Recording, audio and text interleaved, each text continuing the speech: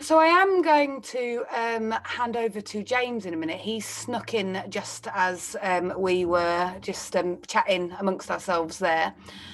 James is going to talk to you about the expert module and give you some of his experience and answer any questions that you might have. So he's going to be around for approximately the next kind of 50 minutes to an hour, and the session will be very much led by what you want to know.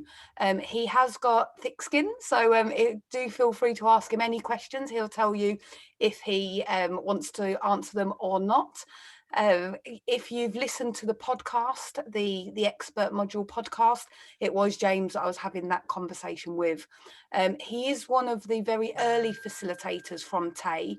So you'll remember that I told you that when myself and Faye first started delivering training alongside our full-time jobs, very quickly we were being requested to deliver more than we actually could. And so we looked to our trusted colleagues. I've had the fortune of working with James and one guys or another for probably about 15-ish years now, and so James was working within the same organisation as me and Faye at the time, and he came on board very quickly. So actually when the analysis was done for the training for influence methodology, he was one of the facilitators where his training was being analysed to help us recognise the steps of the methodology. So James, over to you really. The floor is yours. Thank you very much. That was a nice intro. It's weird. I was almost giggling throughout when you were mentioning, because I always laugh when I see that picture because I look so chirpy on that picture, and it reminds me of when I started with the council. For my name badge, they sent me an email saying, have you got like a passport photo of a recently taken picture? And I felt like a bit strange standing like a professionally, because we just had them professional shots done when we had the team away day. I thought, oh God, they're going to be thinking, who's this guy with his professional photos for his name badge and everything? But yeah, it's good. But on the plus side, James, at least you've not got one of those awful passport photos on your work badge. Oh, that's true. Yeah. And with the council as well, for those that don't know, I work for Leeds City Council. When you email someone, you can see the picture as well. If you click on their email, you can actually you can see who you're talking to, which is it's a good thing, obviously. But yeah, I think there's a few people that have been stuck with the same picture for many a year. But yeah, quite lucky that we had them done just before I got that job. Yeah, so like I said, thanks for that really nice introduction, Tammy. Hello, everyone. We'll do this super informally.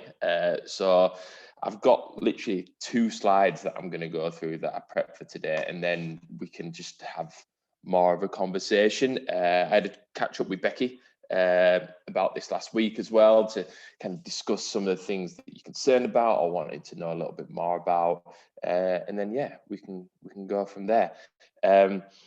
So in terms of me and my background, like Tammy says, I've been facilitating for TAE now since the back end of 2016, just as it was getting started. I came on board there, and I'm probably totting up around about 150 courses-ish now.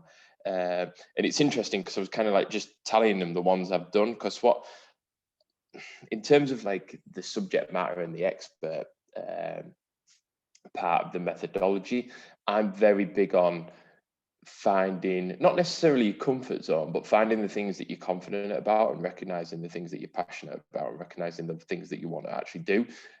So I'm just looking down mine now. It's like safeguarding. I've done like 40 safeguarding ones and 50 challenging behavior, 35 with young people, 40 with risk management, and it just kind of hammered home to me that I've definitely picked the ones that I enjoy doing the most as well. There's the odd one that I've done like once or twice, and it's not to say that I don't enjoy them or anything like that, but I think I've been able to identify pretty quickly where my passion is and where my knowledge and my skill set fits with the courses that we've developed.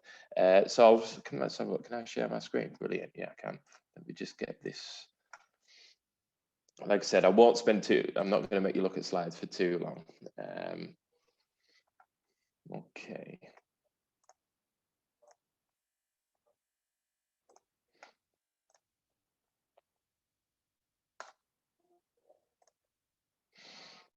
Okay, so this is the first one that I put on there. The reason I picked this is, let me just minimize that and I can get it Brilliant. Okay.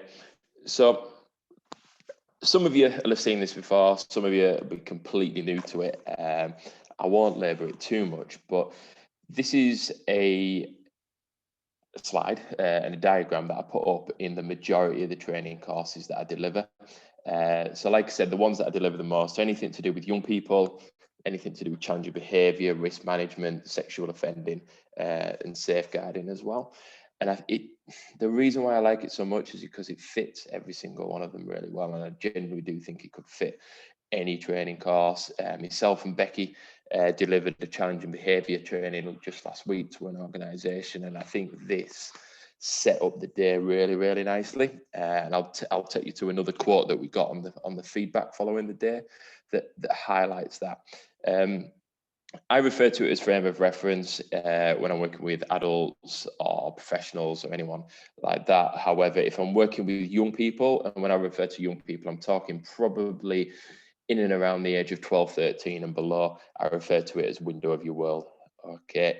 Either way, it's the exact same thing. And all it is you'll have probably read them while I've been chatting away to you now in the background. It's just the things that define you, shape you, your values, your opinions, your attitudes, your thoughts. And what I would, and I mentioned it on the podcast, I think a few times, it's always important to me that you take a little bit of time to have a think about why you do this. And I know that Tammy's already, and Becky have already mentioned that in previous meetings that you've had. So I won't go into too much detail into that. It'll just link onto what I'm about to show you. But ultimately, it's about finding your why and why you do this, which links into this. So once you're able to find your why, I guess you can, and when I refer to your why, for those that don't know, just in case, it's like I say, why you do this, why you think this way, why this is your passion, why this might be your specialism, why you wanted to do this, full stop. But ultimately, once you find it, and it's something that you can spend a lot of time thinking about, it's something that might just come to you. There's no exact science at all behind it. But I think once you find it, it's a really powerful situation, powerful position, should I say, to be in terms of your career, your delivery, whether it be your training or the vocation that you work with full-time or part-time, whatever that may be. But like I say, once you find it, you can reflect on it. And once I started reflecting on mine, it enabled me to start thinking about how I could support others to do the same, how I could motivate individuals within the training, within the context of training, within the management that I deliver. It helps me, having that background knowledge really, really helps me think on my feet. And it underpins, if I'm being honest, it underpins my entire confidence when I'm delivering training. Whether it be when I'm asked difficult questions, or whether it be when I'm providing feedback, and at times providing difficult feedback at times, because you'll have seen, I don't know if you've seen the exact details of it in terms of Arlo and how it works. You've got people that attended and you've got people that pass. Not all the time. It's not a given that everybody attends passes. Okay, some of the courses that we deliver are very challenging. Sorry, that's just the dog in the background. She's about to go crazy anyway. There we are. Sorry. But yeah, so just as I was saying, then it just helps you understand why you're there, why you think the way you do, like I mentioned, and why you are passionate about the subject. And I think that if you're passionate about the subject to deliver, it's a real, saying it this way sounds like really devalues it, but it's a massive quick win. You know, when you're meeting with a group of new people that you've never met for the first time, there might be 10 of them, there might be 20 of them. Every time, if you're passionate about the subject that you're delivering, I think that's half the battle. I think that the reason why that comes across so positively is that no matter how good past training has been, you can't always guarantee that everybody's had a really good experience, because there's obviously many different training providers out there, as you well know. And it makes me think that when people come in the room sometimes, you know, ultimately, given the sector that we work in, the sector that we deliver the training for and support, they're really, really busy, as you'll probably be aware. And as such, don't always have the time to get involved in training. So as strange as it sounds, as passionate as we can be about this, as much as we can know about it, sometimes walking into a room, it can be a burden. Okay, so getting that passion across and that excitement for the subject and the course and that just general interaction is something that I think really does start the day off in a good foot. And the reason why I mentioned this, and it was something that I was reflecting on after a discussion with Becky last week, is about how we can make individuals feel comfortable about being on the training, how we can get them to reflect on their own feedback when they're doing this. Okay, because in doing this and reflecting on your why, you can pass it on to others. Okay, and like I said, the reason why it's so important that that's done at the beginning of the course is I think that for a lot of questions that I'm asked, and maybe you guys might ask me today, it's all about your prep and all about the way that you set it up rather than the moment when you're in it in terms of when you're asking that question. So I'll give you an example of that when we do the safeguarding training. So on the safeguarding training that we deliver, we're talking about, so I'll pick a particular example, disclosure. Okay, and we're talking about the pros and cons in disclosure and how to support an individual through that process. Everybody flies through that, really enjoys it, goes into it in a lot of depth, but then it comes to the discussion around breaching confidentiality.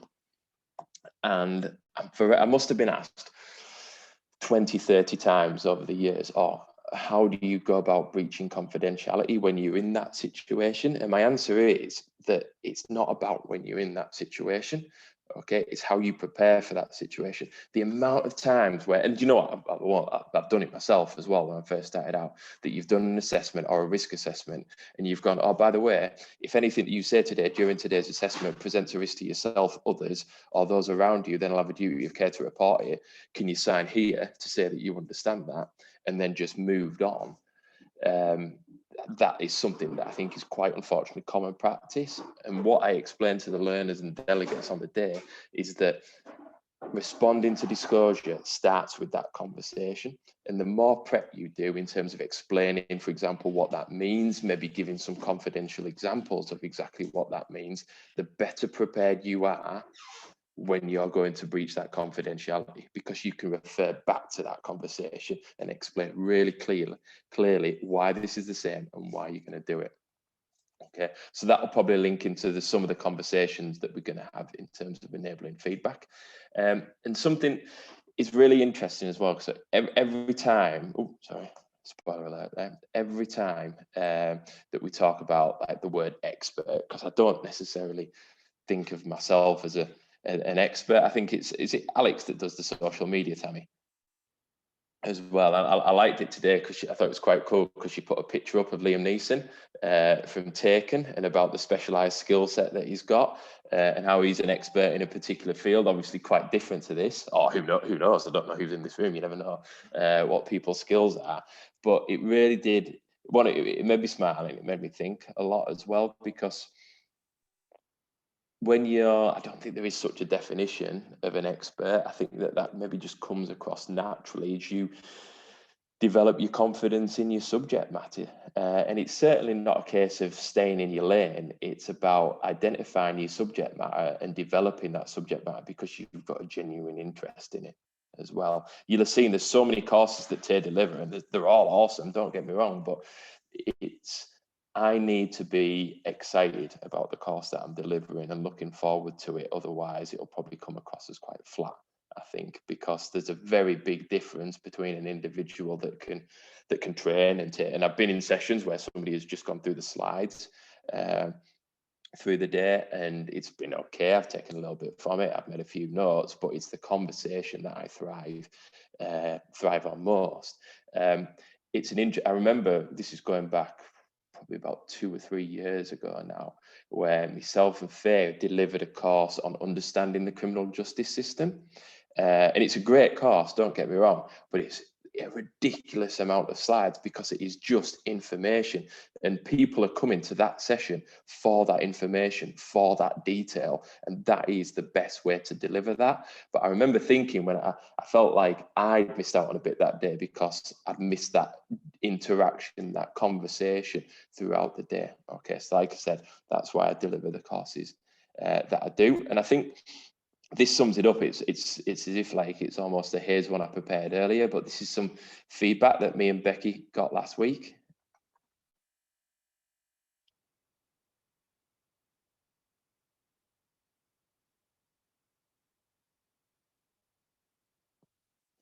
Okay, and I just thought I'd put that up there because I think that that's quite prominent at this particular time. Going into the new financial year, budgets are getting released, and I'm noticing the amount of delegates on a course. So I've just started this role, or I started in a lot of individuals that we're working with now either started in January or they started like literally now because there's contracts have been confirmed, new budgets have been released, and naturally recruitment, even like I work for Leeds City Council, is my full-time role. We're doing a massive recruitment drive now. Even though we knew the budgets before, they've all been confirmed. So it was really interesting to see quite a lot of new learners on the course, and we could tell that the other day, couldn't we, Becky? And they were quite open in saying, I'm a little bit nervous about this. Obviously, the pandemic's completely different. I've missed a lot of that interaction with my colleagues and my new team members, and learning. A lot of the interaction I've had with the clients has been over the phone. So there's a lot of anxiety, I think, across the entire sector at the moment, because it's wonderful, don't get me wrong, that there's so many new starters and people embarking on this kind of career. But like I said, there's a lot of anxiety. And I think to be able to put somebody's mind at rest, I was generally made up on that. And I think it kind of links into the way that I think about this in terms of a lot of the courses, if not all of the courses we deliver. It's never a case of, I've completed that or anything. Okay, I was looking at some of the old courses in terms of managing challenging behaviour and safeguarding and the risk management and how it's changed over the years.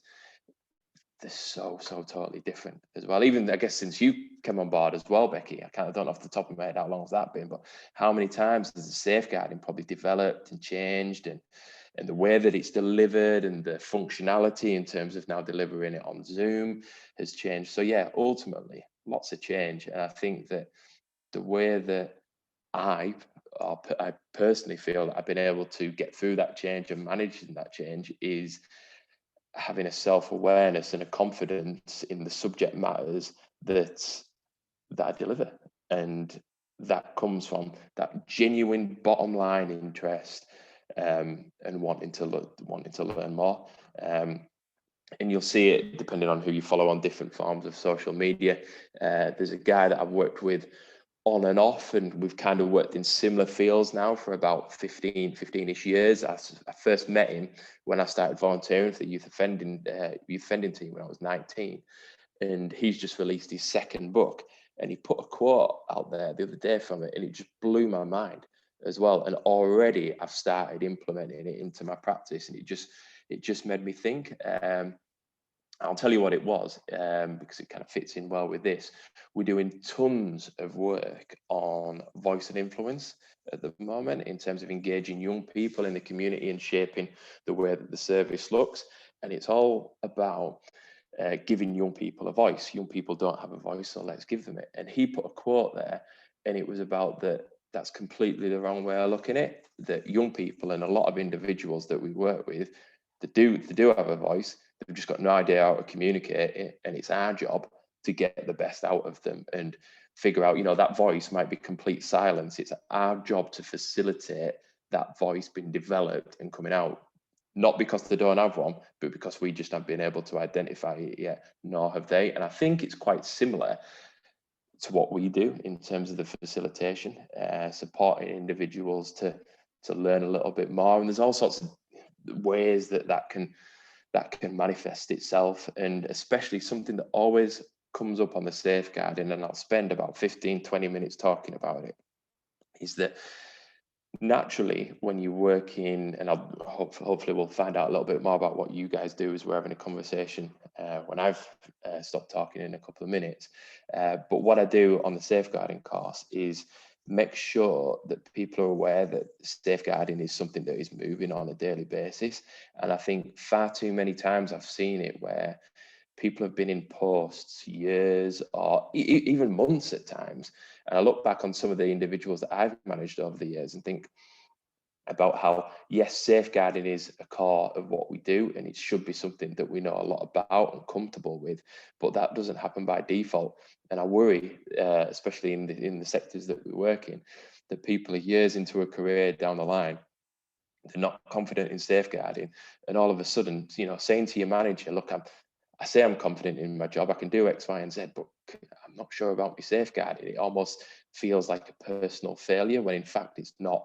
And it's an opportunity by attending our training courses. I refer to it as a bit of a freebie to go back to the manager or go back to the safeguarding lead within the organisation and say, you know what, James said this, James said that. Can I just double check this? And kind of put the blame on me a little bit if they don't feel comfortable in saying that they're not sure about a particular subject. Okay, so that's kind of my 3 slides and my 2 pence so far on being an expert. If nobody wants to say anything, I'll keep talking and telling you a little bit more about what I do. I'm happy either way. I noticed the chat, I can see a few chats. I haven't said any. I hope it doesn't say shut up. Let's have a look.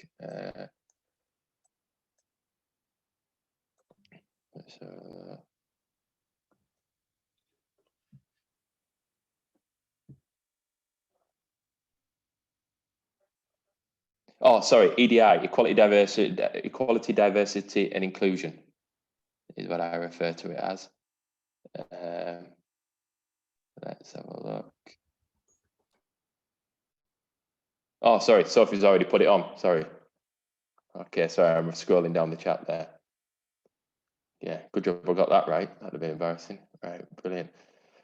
Okay, so talk to me. Let's have a conversation about it. Like I said, I'm guessing like you guys are a complete mix in terms of new to training, new to facilitation, to maybe even have your own company and look at learning more about the TAME methodology and how it works here. Or tell me a little bit more about you. What are you thinking? Where are your heads at the moment?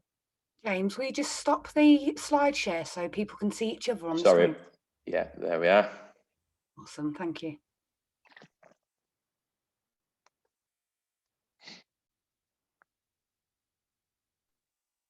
can't sit quietly. None of you are allowed to just sit quietly. All of you are like facilitators in your own right.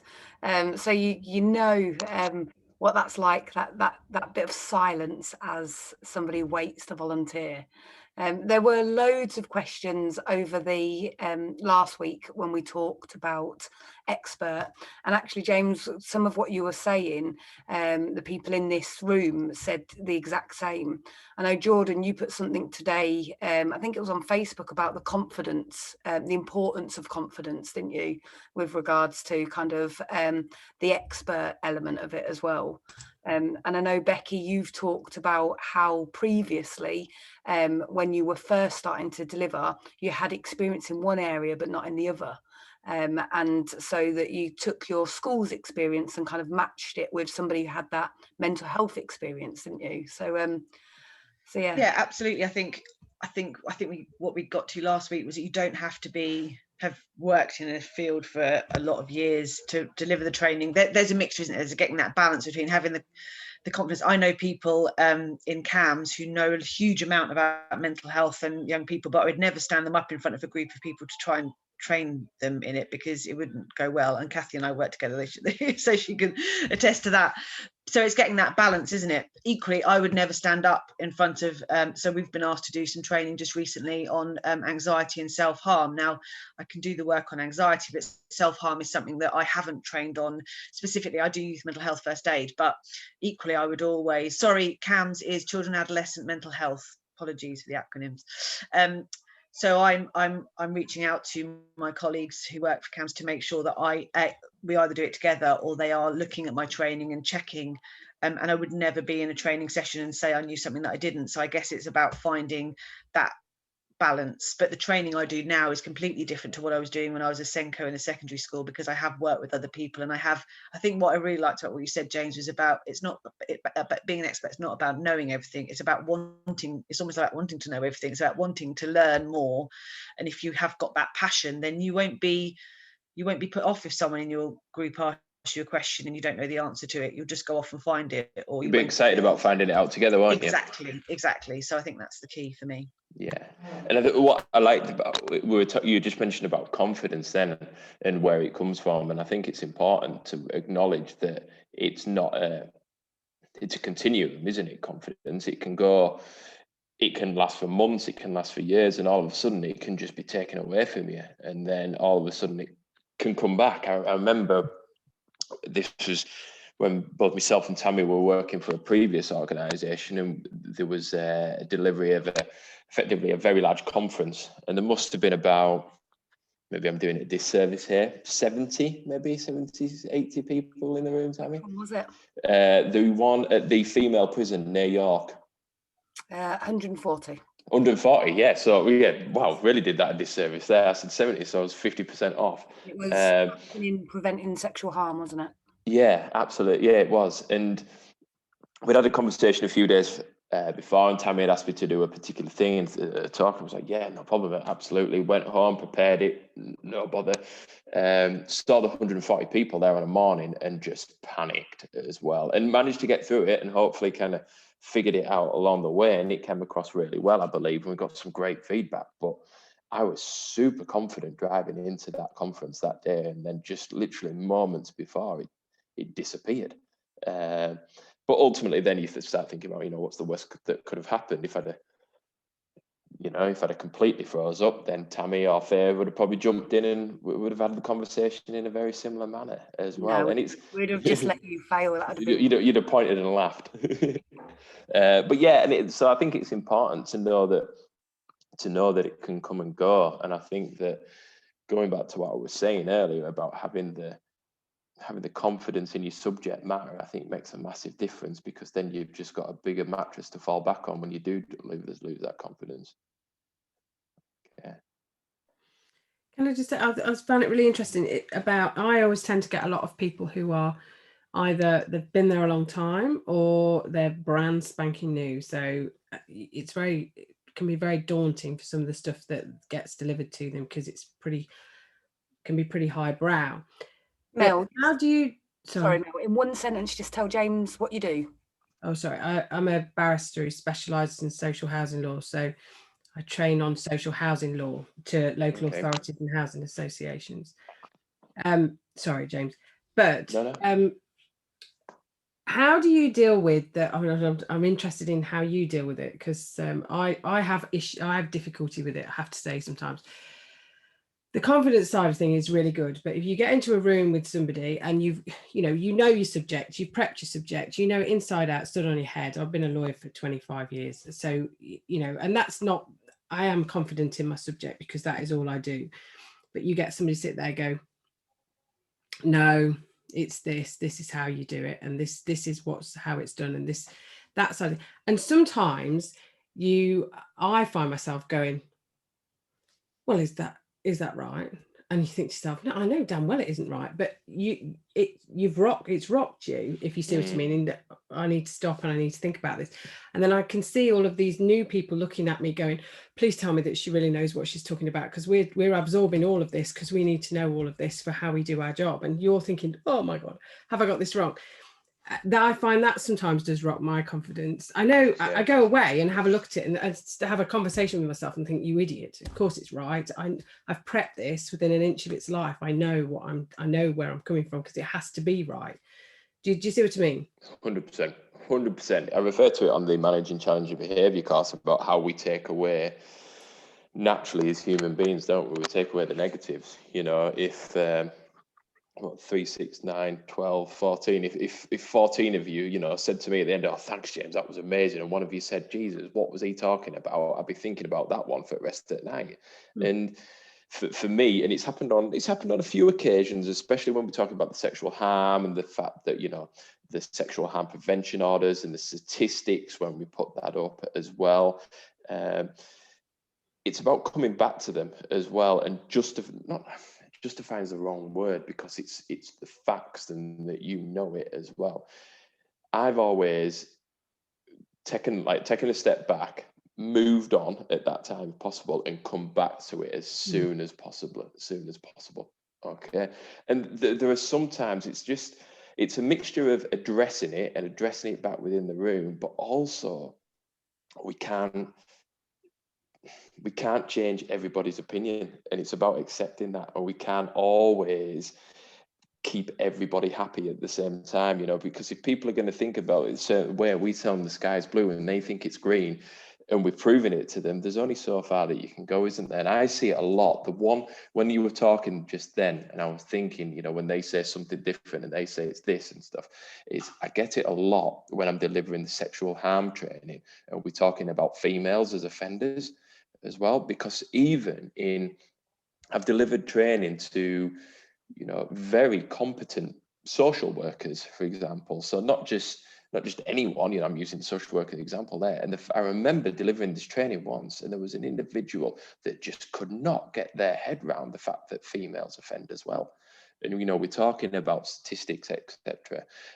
And you can give the evidence, and that's about what it's doing for me. Like you say, you've done your prep, you've got your evidence, and that's the facts. It's about also a few times I've asked, what makes you feel that? What makes you think that? And then naturally, when that's been explained, that opens up more doors and more avenues, rather than somebody saying this is A and them saying that it's B, getting to explain B, and then you can actually highlight that it's A because during their conversation they mentioned C, D, E, and it all comes back together as well. But yeah, it's about embracing the fact that that is going to rock you, because that is absolutely human nature, isn't it, as well? So it's about the strategies that we have that back us up, that go to that.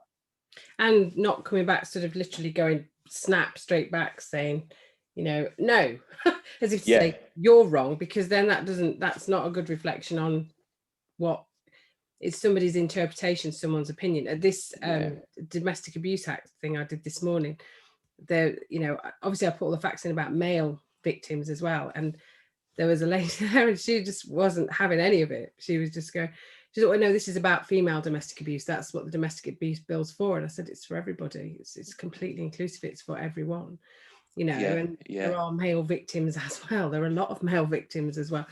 She just kept, and I said, well, obviously the information is in there, that's the statistical evidence that's available, so we move forward with regards to it. But it does, I don't know, it does say rock you, it knocks you when you think, I've prepared all of this. And that's one thing I have an issue with. And it's really interesting that you make that point as well, because I want to say it was months ago, but it wasn't. It was probably years ago now, and I'm thinking about it. There was a particular learner from one organisation that was quite challenging to facilitators, specifically around when we were talking about domestic abuse in particular. And this is a course, it was safeguarding actually, and we were talking about domestic abuse. So it's very sharp. It's probably about 25 minutes ish of a much wider course, but because of the previous experience that learner had in their personal life, there was no way that if any facilitator in that room was getting to the point where that individual, that learner, would change their way of thinking.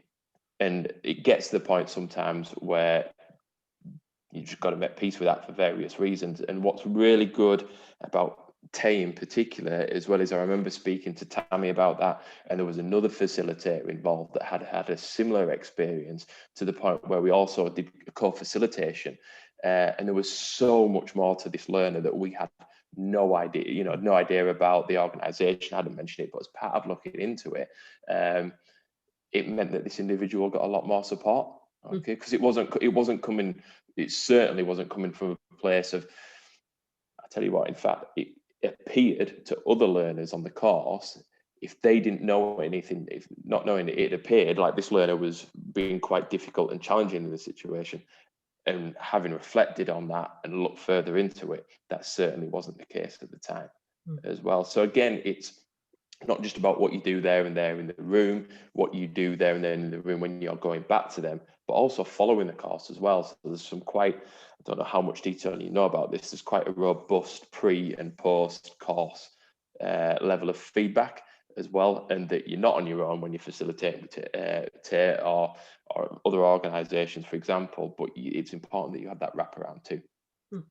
Thank you. Yeah, we haven't got to the tailored module yet, James. So we've not got to development of courses. But one of the James is referring to the way that we contact organisations before, and then the detailed feedback we give them afterwards. So on the portal, there's examples of that, and we will cover that in quite a lot of detail because it does make for a much better learning opportunity for everybody. Can I just say as well, Mo, I actually have encountered that several times because the training I do is predominantly, I think I mentioned last week, within police forces, and it's sexual offence training. So, and I tend to get that quite a lot. And the way that I deal with it initially, it crumbled my confidence quite a lot. But what I found actually works is accepting that that person has a point of view, but you're not agreeing with them at that point in time. But I'll refer back to it, and that would be an interesting conversation to have. I've steered it off in that way before, because I do find you have some people that will always want to challenge you, no matter what you're saying, even if they agree with you. And I think that's potentially because of their work, that's their mindset, and so they have to challenge as a job, as a way of life. So you will always get that one person as well, and that's I've had that myself. I just wanted to say I related, and that was how I've dealt with it. No, thank you. No, you're absolutely right, and that's why, you know, when I picked the slides, you know, and the discussion topics that I wanted to mention to you guys today, it's that frame of reference, isn't it? And I think that it's important that we recognise that everybody's got their own frame of reference, and whilst we can facilitate and empower, it's certainly we can't enforce, can we? And nor should we as well. Okay, Sophie, you've had your hand up for a while. Sorry. Oh yeah, I know. I was sort of really thinking back to kind of what you were saying about the kind of what sort of underpins your expertise, and kind of because so the training that I deliver for TAE is primarily the equality and diversity training, and that's not really my background. My background is sexual violence, but I sort of seem to have kind of fallen into that, and it's a bit of an odd one to me, because there's not really, like, how do you train for EDI? You know, it's just kind of I guess a collection of knowledge brought from sort of all sorts of different areas, kind of, and for me very much underpinned by lived experience. So that, again, kind of coming back to sort of being challenged there as well, of when people are challenging in that context, often they're challenging my lived experience, and that's like a whole other kind of layer of how do you kind of deal with that. And yeah, and so I wondered if you had any insight to kind of, when your expertise is based so much on lived experience, of how do you kind of, I guess, assert that kind of expertise in a way that is helpful. Could I say something? Yeah, go for it. Because I totally relate to what you're saying, Sophie, because I am lived experience as well. So I now deal with it. You have to be really strong. Well, it works for me. And I just say, you're very welcome to your opinion, but this is my reality. This is my truth. And I'm sorry, but I don't really feel that you should be challenging my truth. Question it if you want to, if it helps you, but please don't challenge my reality. And it works, but it's taken a long time. It's taken me years, but you just have to find it in yourself. That's your reality. Nobody can take that from you or challenge it. If people want to question certain elements, that's fine, but that's you. That's your reality. That's what you bring to the table. So you just hold on to that a little bit more. And I learned to do that. It takes so much time, but I learned to do that from just having in my head that's you. They can't take that away from you. That makes sense. That's what you bring to the table, and you know, just be proud if you actually bring that to the table. Thank you. Yeah, that's really helpful. I mean it, really. Sorry, I'm just reading what Tammy's put there. Let's have that.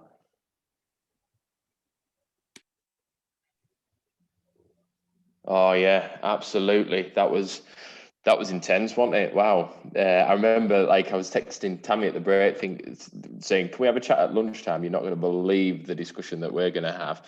And it was, so we were delivering. Let's have a look. Yeah, we cancelled it. Like Tammy says, we cancelled it at lunchtime because the viewpoint of the training was all about working with individuals who sexually harm, and I reckon 95% of the group were like, "Nah, we're not having that. We're not working with these monsters." And I was effectively saying, "Well, you are. That's what your organisation does. I'm sorry, but you're wrong. You are. You know, your trustees have made that decision. Your management have made that decision. Your charity and your funding is based around this. And ultimately, this is about what you do." And it was about finding the right balance in terms of challenging that, in terms of giving them the factual stuff, because internally, I was thinking, well, these are your organization's principles, these are your organizational's values, and you're all going completely against them. Why are you working here is what I'm thinking. But ultimately, you know, I didn't say that at the time. But again, it's about that wraparound support that we had. And sometimes you've just got to decide where to leave it in a particular place, haven't you, as well? But ultimately, there's some form of, I think that with that in mind, and it links to what you were mentioning a second ago, Sophie, is in people's individual viewpoints come from somewhere, don't they? And if it's something that's challenging, something that's not their comfort zone, it's probably coming from a place of discomfort for them, you know, maybe lack of confidence, anxiety around that subject matter. And it's a little bit like what I said about the safeguarding, and it's cliche that, you know, everybody should know about safeguarding. Well, actually, because there's so much involved in it, not everybody knows about it, and that's completely fine. But at the same time, very few people are confident and have the confidence to say, "Oh, do you know what? I'm not very confident in this. Could I have some help in this, please? I'm struggling." As well. And that's, you know, that's true for many different subjects, isn't it? And I bet sometimes you've had experiences, haven't you, where somebody's been quite challenging, and once you've dug a little bit deeper, you know, it's come out the reasons why they think that, you know. Oh, totally, yeah. And I think that, yeah, and I just think I use examples where I've learned so much from asking questions and accepting that I can't know everything. So my most recent role, I've been there 18 months now. So I cover a big chunk of Leeds in terms of the youth work delivery there for the council. And the areas that I cover, there's incredibly wide-ranging demographic. There's a huge increase in the Romani Gypsy community at the moment as well.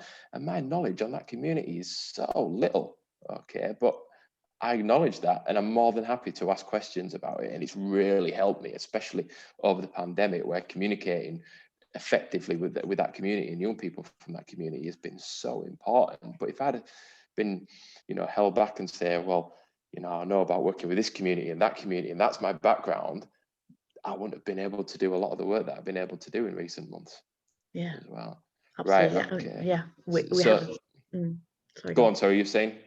So we had a very similar kind of, you know, thing with going on with one of the last EDI sessions that we ran, where we felt that it was really important, particularly with that client, to talk about race. And of course, that's not something that is in any way linked to my lived experience. And because I tend to focus on disability and on gender and things like that, and sort of LGBT stuff and things.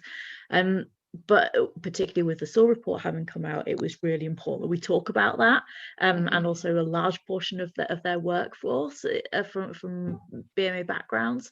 So rather than kind of just me talk about that stuff and kind of like pretend like I know anything, instead we kind of flipped it around and kind of said, okay, well, this isn't my lived experience. I'm going to acknowledge that right at the beginning, and I'm going to ask you to, as a group, to bring your experiences to the table instead. And they did a really, really great job actually there of responding to that questioning and sharing their experiences together and supporting each other's learning. And it was a nice way of kind of dealing with that kind of knowledge gap, I suppose.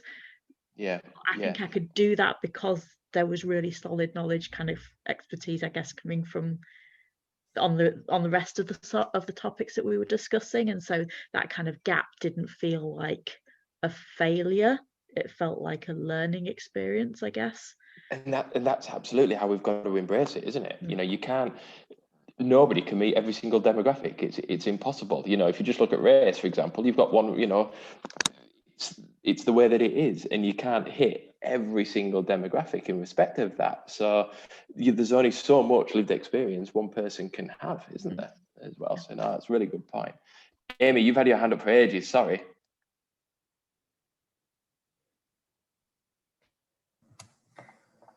Hi, it's just kind of a reflection, but I think it hits upon a point that a number of people have made.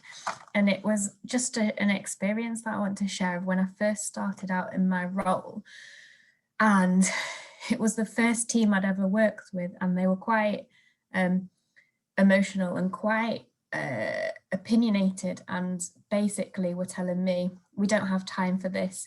My project, just briefly, is around how we can support health and care staff across Leeds to have better conversations.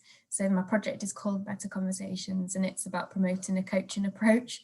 And ironically, I was a lot less experienced then, and it's just an interesting observation based on this expert module around, you know, all the skills and communication skills and a talent for questioning. Because I noticed that when I felt under pressure, I immediately panicked and kind of just backed off, or I found myself sort of challenging back, but it was yes, but, and listening to each other's experience. And so now it's all about, well, actually, how can I understand your experience more, and what questions can I ask that open up the conversation to understand where that viewpoint's coming from. So yeah, that's a really, really good reflection on that, because ultimately that's what it's about, isn't it? Opening up the conversation as well and exploring that and having that discussion together. And, you know, we talk about like comfort zones and stuff like that. I was very nervous, should I say, that when we transferred over to delivering via Zoom, that my particular style of delivery would not transfer, because I like to, you know, don't get me wrong, I appreciate the need for a flip chart every now and then, but I'm really big on having conversations and talking people through different exercises and getting involved with individuals throughout the room. And that's what's worked for me. And that's why it's continued to go so well. I'm thinking, wow, that has been a lot of my comfort of communication skills has been stripped away from me by the fact that I'm now looking at everybody and it's all on me. And how can I pull that learning out of the screen, whereas I could have just gone and sit next to someone, you know, sat next to someone rather previously. But ultimately, it's like you said, it's that conversation, isn't it? Okay, I'm looking around. I think it was Cara. I think, Cara, you were up next. Hey, yeah, there's a couple of things I was thinking. A lot of what has already been said in terms of that challenge and how important that is, in especially in some of the areas that certainly I deliver, and I know quite a lot of people here do. So I deliver stuff mainly at the moment around supporting survivors of sexual violence, but also around trauma-informed and trauma-responsive practice. So sometimes there isn't like the facts that there are. So there might not be like statistics. So when I'm doing stuff around rape myths, for example, or victim blaming language, there isn't a statistic for that, but we know it has an impact and it needs a challenge. And so sometimes that just think about what you were saying, like about the conviction that you need in your understanding of a subject. I think that's just it's really, really relevant when you don't necessarily have that kind of hard data that people want to say, like, this is the impact on that. And if you don't kind of if you don't believe that, then if you don't have that conviction, then it's going to be really difficult to challenge that.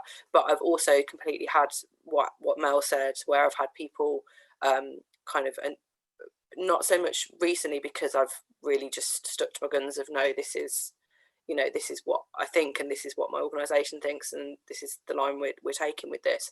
But where people have been like, "Are you sure about that?" or "I don't agree with that," and it's kind of thrown me. So yeah, really kind of get that. But the other thing I was just thinking about was that in terms of being an expert, that was something that threw me at first that I was a bit worried about, because I have frontline experience in working with survivors, but some of it's quite niche.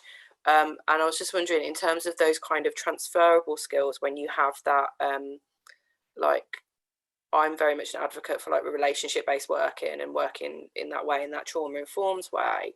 So some of the stuff I deliver, it's not necessarily groups that I have worked with. For example, I do a session around male survivors. I've actually personally never worked with male survivors, because generally the roles I had were working with women, but I've brought in information that I have and colleagues' experiences and that same conviction around relationship-based practice and trauma-informed working. But I was kind of thinking about whether that's something I should be delivering. I was just wanting to, kind of yours and other people's opinions about those transferable skills, and how much of that, like how far you can kind of push that before it becomes, actually, you shouldn't be doing that, maybe someone else should be doing that.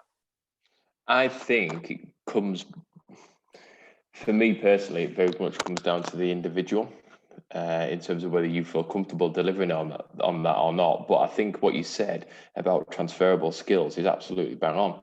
And sometimes those skills don't even need to be transferable. The skills that you've got are more than ample, more than good enough.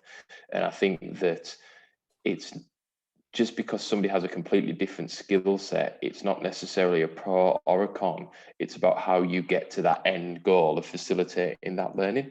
One of the best courses that we've ever delivered, and I must have delivered it about 20 times previously, was our risk management course. And it's completely shaped around an individual who displayed so many harmful behaviours that I worked with for a number of months in a previous role. And he's the case study for the entire course, and he underpins everything for the risk management course that day. I'd worked with him when I was the senior worker at a hostel, voluntary sector, basically generic and complex needs, high risk hostel at the time. So I was approaching him from that angle, okay, and had some brilliant feedback from this course. One day, I co-facilitated it with one of our colleagues, who's colleagues in the day job and colleagues at TAY, Karen. And Karen was a retired DI from North Yorkshire Police, who specialised in working with individuals that have been working with victims of domestic abuse in particular.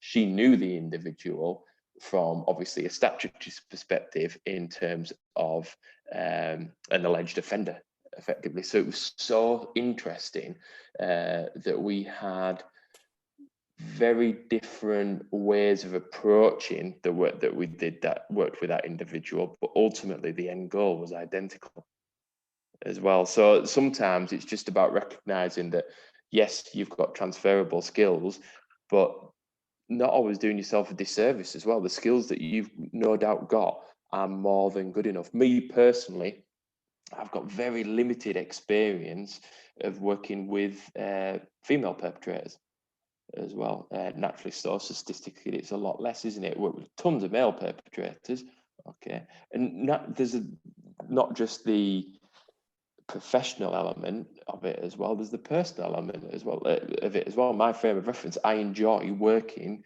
with young people, I enjoy working with young males more, I enjoy working with young males that offend more, and I enjoy working with young males that offend that are probably in around 14 to 18 the most as well. So it gets, so my skill set is relevant to all them groups, even though I've got a particular direction of interest for as it goes down the line.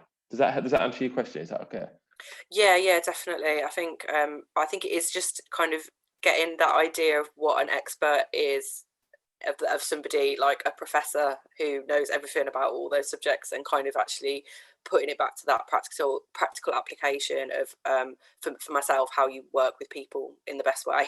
And that underpins a lot of the training that I deliver at the moment. And also just what in terms of what Sophie put in the chat as well, that about centering the voices of the people that you're talking about. So that's and using, and like you said, using case studies. So I think that's another way, definitely, and something that I always try and do is use evidence and research that comes from that group rather than about that group.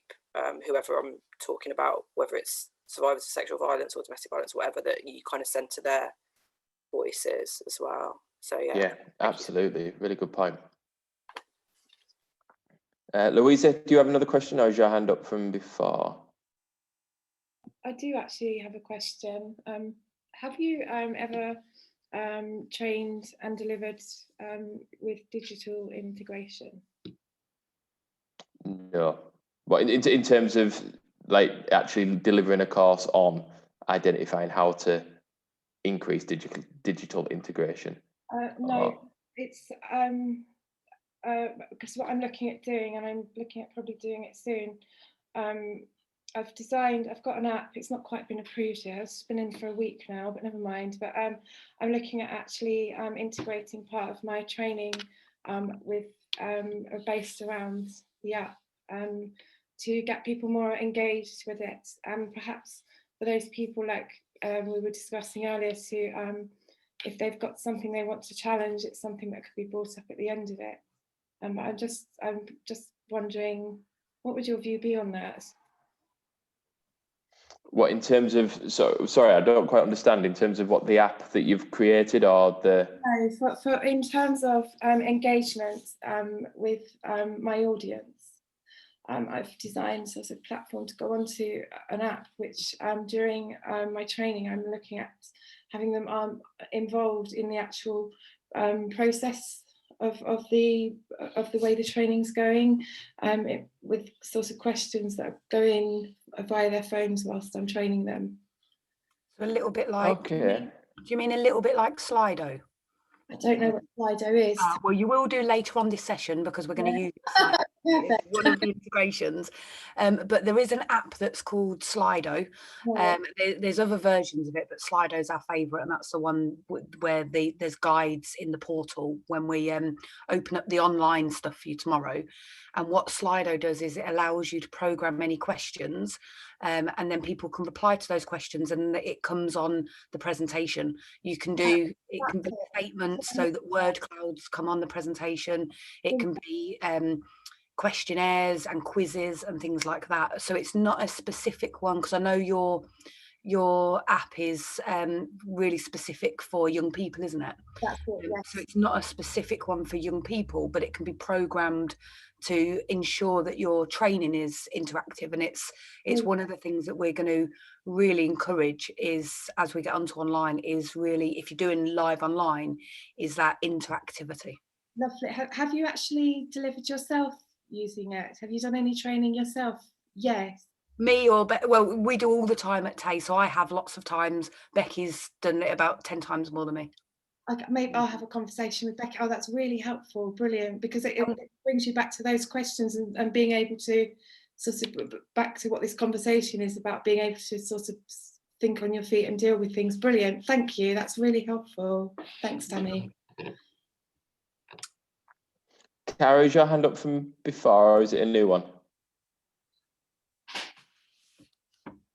No, it's just up from before. Sorry, I don't know how No worries. All right, then I'll put it down. Mel? I just wanted to say something back to Cara with regards to what she said about, Cara, with regards to, professors know this, that and the other. I don't want to begin to tell you how many times I've gone into a room and someone has said to me, oh, well, you're a barrister, so you'll know everything about the law. And they ask me questions about probate, or they'll ask me questions about, any manner of things that tax law, not a clue, wouldn't even know where to start. You're an expert in what you do. And, my expertise is in social housing and frontline social housing services. And that's the key. The title is, when people say, oh, you're a barrister, and I'll say, yes, I am actually, but I'm a frontline social housing worker. That's the first thing I always say to people. It's not the lawyer bit. The lawyer bit just helps me understand that I've trained in a way that I can understand and interpret the law. It doesn't necessarily mean, does that make sense? Just because you're a professor doesn't mean you've lived, it doesn't mean that you've done it. It just means that you've learned it out of a book, and that's really not wanting to offend any professors whatsoever. But from my perspective, you can't, we always talk about ourselves, when we talk about lawyers, solicitors and barristers, we always say solicitors are like GPs. they have to be jack of all trades, whereas as a barrister, I'm able to be a specialist. And so I don't do probate, and I don't do tax law, and I don't do this. But if you want to talk to me about homelessness, or if you want to talk to me about tenancy management or antisocial behaviour, I'm the person to talk to. Does that make sense? So Perfect sense. do you see what I mean? So from your perspective, Corey, you're an expert in your field. Brilliant. Thanks for that, Mel. Lindsay, I love that you put a real life hand up in the air as well. That was good. Yeah, it was definitely not because I couldn't find that reaction in Zoom. It was definitely on purpose. So thanks for flagging that for me. Actually, today I was starting to try and plan out a training for my staff around confidence, weirdly enough, and trying to work out, how you build confidence sounds really vague and not a great goal to me. So I'd broken it down into having ability, self-awareness of the ability, and having the optimism to go into a situation and feel like it's going to be okay in the end. But when we think about building confidence, our instinctive reaction is often to build the ability more. If I know more, or if I'm better at it, or if I practice more, then I'll feel confident and then it'll be fine. And that's basically never true. I don't think anyone really ever gets to a point where they're like, okay, well, I know enough now, so I feel confident. And it's just as confidence isn't just ability, it feels like an expert isn't just knowledge. That's not the sum of their contribution. I like that way of putting it. I like that. It's a really nice way of putting it. So it's expert is more than knowledge. It's also awareness of things around the knowledge. So, Cara having related experience in a different place doesn't diminish the fact that it helps make the point, which helps make the knowledge. A willingness to take on new knowledge as well. Yeah, having an open mindset and having the willingness to be wrong or to be introduced to something new, and it not threatening your sense of self when that happens is really important, I think. Brilliant. Some really good points. Thanks, Lindsay.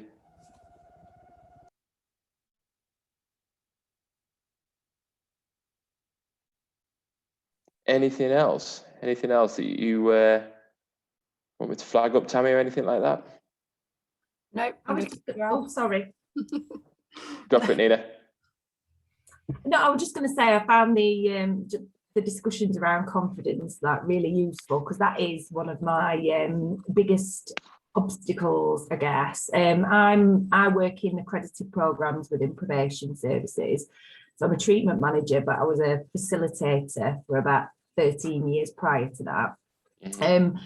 Facilitating in a group with service users, I'm absolutely fine with now. When I first started, I lacked confidence, but obviously experience, getting older helps, and I've been in lots and lots of situations that I felt really uncomfortable in, but actually I've realized that nothing terrible happened. I dealt with it. I dealt with the situation. But my biggest thing, which I've mentioned to people before, is that I've not delivered training to colleagues. Well, I've delivered training to my team and to magistrates, but when I delivered a magistrate's briefing, I had a terrible experience, which knocked my confidence massively. And then it put me off going for the magistrate's briefings again. Just to give you a little bit of story time about it. I was chatting to the court colleague who had arranged the event, the magistrate's briefing, and she was like, "Oh, that's an interesting accent. Where's that from?" I live in Nottinghamshire, but I'm from Lancashire originally. So I just said, "Oh, I'm from Preston in Lancashire," and she says, "Oh yeah, it's very broad." And I said, "Oh yeah, it is." I said, "But when I'm a bit nervous, I tend to get louder and more northern." And she went, "Which is fine when you're talking to service users, but not really magistrates." And I just went, "Oh my God." And and I'm just like, but I had to in that moment, because I was about to go on.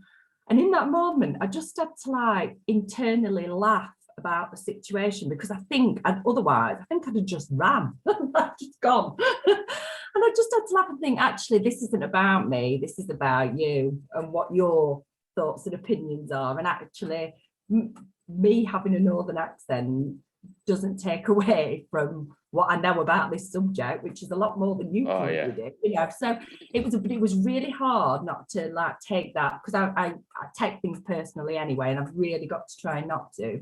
But yeah, really, that was the first experience of speaking in front of magistrates, and I was just like, oh God, I sound really northern. And I think I ended up putting on like this kind of weird telephone voice. Can we hear it, please? I can't do it now. No, yeah. do you know, I can, you just want the world to swallow you up a little bit, don't you? So I remember, and those that work in the field of like, in and around like sexual violence as well. So a few of you will have met or had training from Zoe Lodrick in the past. No doubt. I can see a few people nodding. Well, I remember I got invited to speak at an event, and I was following her, and she had 3 hours in the morning, and then I had the 15 minutes before lunch. And her, obviously, rhetoric, experience, examples is all about from victim focused. And I was going, and so she had 3 hours to speak about that, and very flamboyant, passionate, detailed speaker. And I had 15 minutes to talk about the benefits of working with perpetrators.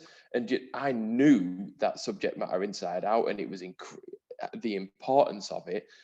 But I just felt when I stood up there at the front of the room, and everybody, I thought literally that everybody was going to get a pitchfork out and throw them at this individual that wanted to work with perpetrators, and the importance of that. And it just completely knocked me for like the 3 or 4 events after that I did. But yeah, when it was, and I'm sat there at the front of the room thinking, oh my God, this is going to go. I'll be able to do my very best to highlight the importance of this work.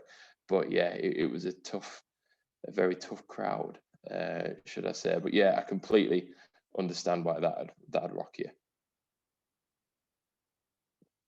Jordan?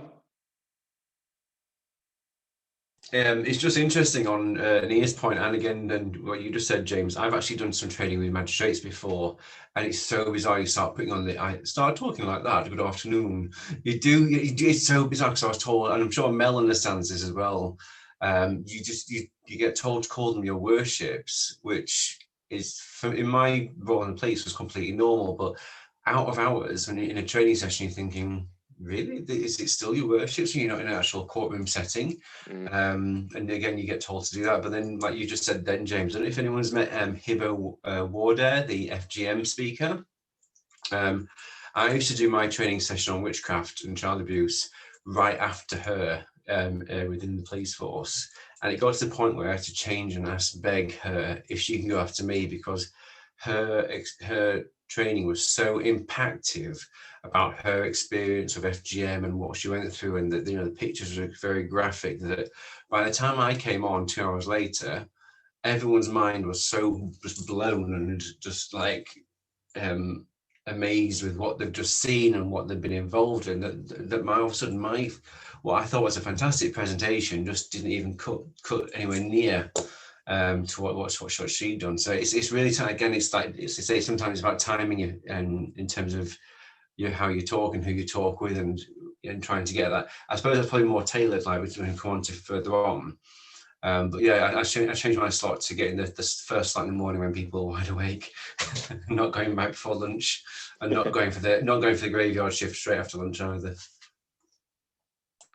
No, that's a really good point. It's weird, confidence is it's a huge thing, isn't it, as well? We all have our own personal hang-ups as well. When I first started doing this, I had a little one about my age, okay, because quite often I'd be younger than a lot of the people that I'd be delivering training to, especially when I first started. And Tammy will tell you that when I first got my first senior role, when I first got my first senior job at the hostel, I was the only member of staff that was young enough to still live in the hostel as well. So I met all the criteria. Well, I didn't meet all the age-wise, I met the criteria, should I say. Yeah, and James, I think we can both reflect from when we started working with monks and friars and fathers within the Catholic Church, and I still, 5 years on, I still get them to correct my language because I've not got a clue. You know, I don't know the intricate details of what they would like to be called and not. But equally, I don't want to offend them. So I very quickly at the beginning say, what would you like to be called? And then if needed, I will then ask them why. Do you know, can you explain that, or why is that relevant within this setting? And I think that's probably where I would sit with the magistrates, Jordan. Do you know, actually within this setting, so what's the benefit of it to you or I? Yeah. Thing is, they're quite scary, magistrates. If you get some wrong ones, they can be quite scary and intimidating. The Crown Court judges are lovely, but the magistrates I've always found really, really scary. I shouldn't really say anything about this, but always remember that magistrates are lay people who receive training and are directed by their clerk, who will be a very personable person. Whereas if you're before a Crown Court judge or you're before a High Court judge, they're legally qualified. So you can literally sit in an easy chair with them and have it, and they'll have a conversation with you because they'll be dealing with that on a more regular basis. That's no disrespect to magistrates, but remember, magistrates are lay people, so who are guided by a clerk. So it is a title. We're back to a title. Whereas, I have some wonderful experiences with magistrates, believe me, where they sort of frog march you out and frog march you back in again because you haven't actually said it correctly, or you haven't used the right terminology, or you have, and yeah. Well, am I right? There are. Sorry. Am I right? There are 50. Is it 50 stipendiary magistrates though still in the UK? Because I have met one or two of them, and again, you get a completely different. You think someone with that sort of like knowledge, experience, and legal qualifications behind them would be even harder to approach. And they're, like you just said, they're actually more laid back and more like, yeah, just press it, I'll sign that. Or especially when you're getting warrants sworn out. But like I said, the lay magistrates seem to have, excuse the terminology, I hope we're going to say space, a bit of a power trip. Yeah. And you could bring this entire conversation back to what we were speaking about earlier when we were talking about the confidence in delivery, in terms of like that quote that I put up on the slide that I showed you. I'd like to think that comes across in terms of, like you mentioned, you can sit down and have a conversation, and that's what I like to do in the training, is sit down and have that conversation so I can learn from them, hopefully they can learn from me, and we can go forth together, and that they'll get something out of the day, and everybody will get a different something, won't they? I think I find it is getting a flavour of the people that you've got in front of you, and then that dictates how you're going to deliver it. So to certain groups of people, it is a whole way of holding yourself as if to say, I am the lawyer in the room and this is how it is done, blah, blah, blah, because that's the way that they want to be trained. Whereas with most people that I work with, it is that let's sit down next to each other, let's have a look at the case and go through it and just be human about what we're doing. Do you know what I mean? So it's And ultimately, we never, I'll probably finish on this now, we never truly, you could know everything about the subject. You never truly know what the people in the room are thinking. You know, I've done courses where I've thought, you know, not that I've said this in my own head and it's stayed in there, that I've just been on fire all day long. And then you look at the feedback and you think, okay, I've got something to improve. And then you can look at other courses where it's been on a Friday and I feel like I've dragged people, you know, through the training from dinner time. You look at the feedback, it's unbelievable as well. So it's always hard to judge, isn't it, as well? My favourite quote is every day is a school day. Yeah, definitely. That works well. Brilliant. Right. I'm going to have to ask you to stop though, because I'm aware we're running over a little bit, and we've only got half an hour left to do a little bit of skills practice. Thank you very much for coming along again and just hosting the conversations. It's really appreciated. I know that you get embarrassed by this, but James is the facilitator at Tay who has received 100% more than any other facilitator in percentage-wise, if that makes sense, per delivery. And every time we go back and say to James, wow, you know, you got 100% on your evaluation. This is fantastic right across the board. And every time he goes, yeah, but what about? And I'm like, oh, for goodness sake. Do you know, so it is that every day is a school day thing. And I think for one of the reasons why I invite James back is because for me, I think fundamentally is the day that we think we know it all is the day that we should stop. And that's kind of what I hear sometimes with people that are trying to prove themselves. So Nina, back to what you said about your confidence. Do you know, I have no doubt I've been in your situation with the facilitating the group work programs and such like, and they are not easy. If we work on your confidence, facilitating professionals will be a walk in the park, you know. So, but equally, you'll probably never think you're quite good enough, and that's okay. You know, so thank you, James, for your words of wisdom once again.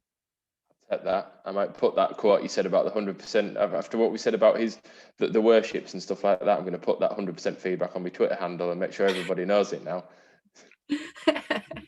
Brilliant. Right, enjoy, guys. I'll speak to you, maybe some of you soon. Fantastic. See you in a bit. Take care. Bye.